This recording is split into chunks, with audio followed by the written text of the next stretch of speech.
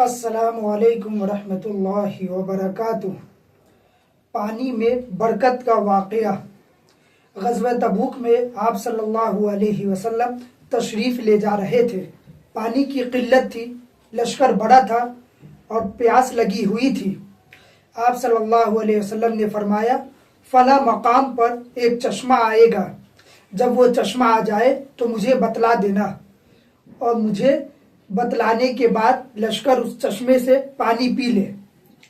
चुनांचे जब चश्मा आया तो उसमें बहुत थोड़ा पानी था, जिसको चंद लोग ही पी सकते थे।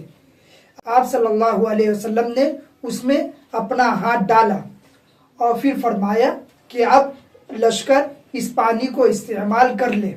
चुनांचे सारा लश्कर उस पानी से सैराब हो गया। यहाँ भी अगर अल्लाह ताला चाहते तो ऐसे ही आसमान से पानी नाजिल फरमा देते, या कोई और ऐसा तरीका हो जाता जिसके ज़रिए तमाम लश्कर पानी पी लेते। लेकिन ऐसा नहीं किया, बल्कि हुक्म दिया कि पहले चश्मा तलाश करो, थोड़ा सा पानी अपने मेहनत और कोशिश से तलाश करो, उसके बाद मैं उसमें बरकत डालूंगा।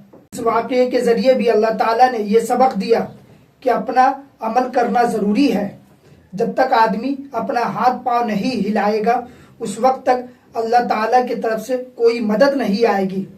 अंबिया अलैहिमुस्सलातु वस्सलाम के तमाम मुअजिज़ात में ये नज़र आता है कि हर नबी से थोड़ा अमल ज़रूर कराया गया।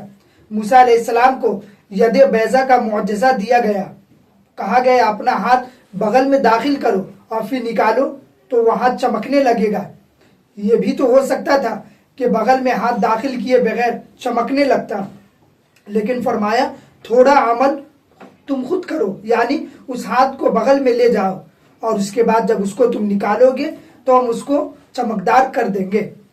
जब मुअजिज़ात का ये तरीका है कि नबी से कुछ ना कुछ अमल ज़रूर कराया जा रहा है, तो बकिया चीज़ों में ये तो बदर्जा औला ज़रूरी है कि इंसान भी थोड़ी सी मेहनत करे, खुद से थोड़ी सी कोशिश करे। जब अपना अमल कर लोगे तो फिर अल्लाह ताला की तरफ से बरकत और मदद आएगी। इसलिए कदम बढ़ाने की ज़रूरत है। अगर आदमी दूर ही से अपने ऊपर ये कहने लगे कि आज तो ज़माना ख़राब है, हालात ख़राब है, माहौल ख़राब है, और उसकी वजह से आदमी फिर हाथ पांव हिलाना छोड़ दे, तो फिर कुछ नहीं हो सकता। हकीमुल उम्मत हज़रत मौलाना थानवी रहमहुल्लाह उसकी एक बेहतरीन मिसाल देते हैं जो याद रखने के काबिल है। फरमाते हैं, अगर तुम किसी लंबी और सीधी सड़क पर खड़े हो और उस सड़क के दोनों तरफ दरख्तों की लंबी कतारें हैं, अब अगर यहाँ खड़े खड़े सड़क को देखोगे तो ये नज़र आएगा कि आगे चलकर दरख्त की कतारें आपस में मिल गई है और आगे रास्ता बंद है। अब अगर कोई अहमक और बेवकूफ़ यहाँ खड़े होकर कहे आगे रास्ता बंद है इसलिए रास्ते पर चलना फजूल है, और वो कदम आगे न बढ़ाए, तो वो सारी उम्र वहीं खड़ा रहेगा और कभी मंजिल तक नहीं पहुंच सकता। लेकिन अगर वो चलना शुरू कर देगा, तब उसको पता चलेगा कि दर हकीकत रास्ता बंद नहीं था, बल्कि मेरी निगाह से धोखा हो रहा था। अल्लाह के दीन का मामला भी यही है।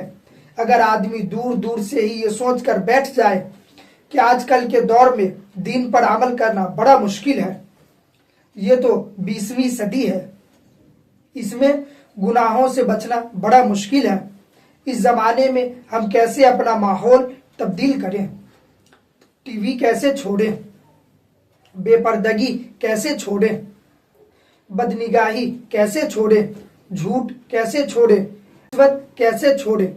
अगर इन कामों को मुश्किल समझकर बैठा रहे तो वो कभी कामयाब नहीं हो सकता। लेकिन अगर इंसान ये सोचे कि पहले मैं ये गुनाह 100 मरतबा करता था, अब उसमें कुछ कमी कर दूं, 50 कम कर दूं, जब इंसान कमी करने की कोशिश करेगा तो अल्लाह ताला उसमें तुम्हारी मदद फरमाएंगे। अगर तुमने 100 में से 50 कर लिया तो फिर अल्लाह ताला इंशाअल्लाह 50 से 25 कर देंगे, और अगर तुमने 50 से 25 कर लिया तो अल्लाह ताला वो गुनाह 0 पर भी पहुंचा देंगे।